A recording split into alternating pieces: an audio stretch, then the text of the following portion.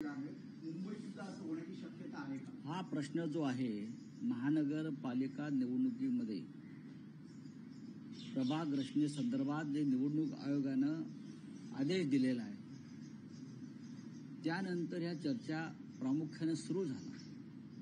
याचं कारण प्रभाग रचना करणारे अधिकारी, सरकार आणि निवडणूक आयोग ह्याच्यावरती कोणाचाही विश्वास नाही। हे आम्ही विधानसभेला पाहिले।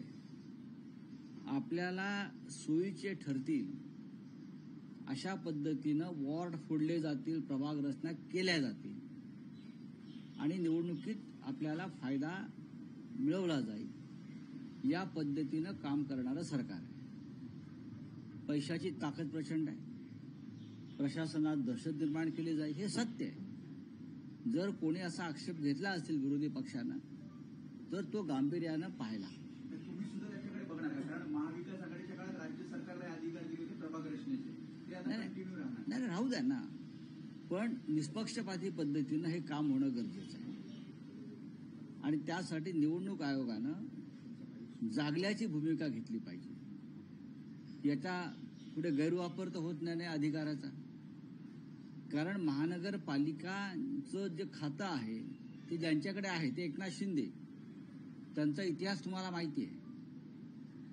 ते का सरळ गृहस्थ नाहीये अशा बाबतीत। परत त्यांच्या पक्षाचे प्रमुख अमित शहा आहेत, अमित शहाना मुंबईवरती कब्जा मिळवायचा, त्याच्यामुळे अमित शहा आणि त्यांचा जो पक्ष आहे एसएनसी हे कोणत्याही थराला जातील मुंबईवर कब्जा मिळवण्यासाठी, पण आम्ही ते होऊ देणार नाही।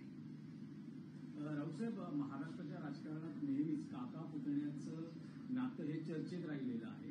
अनेक काका पुतण्यांच्या जोड्या महाराष्ट्राच्या राजकारणामध्ये बघितल्या।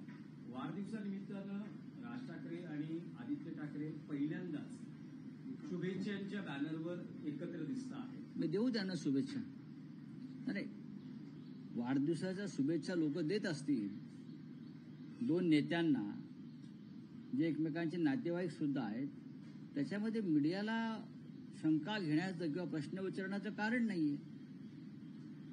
कार्यकर्ते वाढदिवस साजरा करतात, कुटुंबापेक्षा आता वाढदिवस, नेत्यांचा वाढदिवस हे कार्यकर्ते साजरा करतात आणि ते त्यांच्या भावना असतात।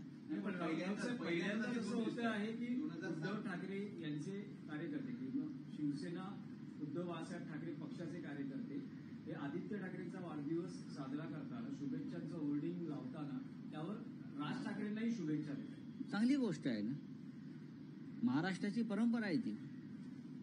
शरद पवारांच्या होर्डिंगवरती किंवा अन्य पक्षनेत्यांच्या होर्डिंगवरती अनेक फोटो असतात। शुभेच्छा देण्यासाठी कोणाला परवानगीची गरज लागत नाही आणि त्याच्यामुळे मीडियानं याच्यामध्ये उगाच वेगळा अर्थ काढू नये। पण यंदा राज ठाकरेंना 14 जूनला वाढदिवसानिमित्त शिवसेना उद्धव बाळासाहेब ठाकरे पक्षाकडून शुभेच्छा जातील। 14 जून आता यायचं आहे ना, अजून 13 जून येईल, मग 14 जून येईल ना। 13 जूनला अगदी वाढदिवस साजरा होऊ द्या, मग 14 जूनला तुम्हाला दिसेल।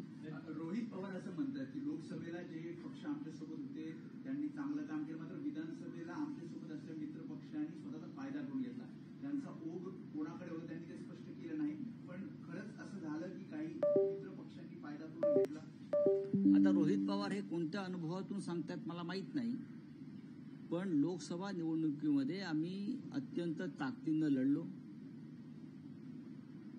नरेंद्र मोदी, अमित शहा यांच्या हुकुमशाही विरुद्ध एक वातावरण आणि एक लाट महाराष्ट्रात आम्ही निर्माण करू शकलो।